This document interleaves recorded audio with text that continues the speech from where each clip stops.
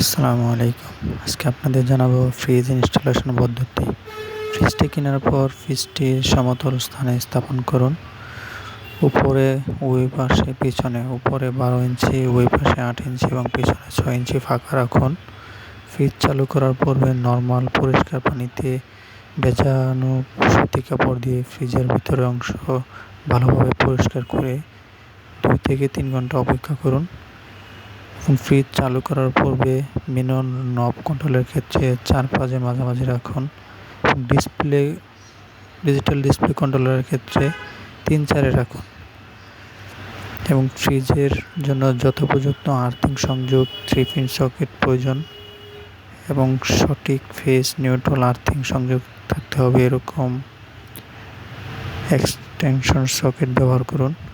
Inverter ফ্রিজের ব্যবহারের ক্ষেত্রে ভোল্টেজ স্টেবিলাইজার ব্যবহার করা যাবে না।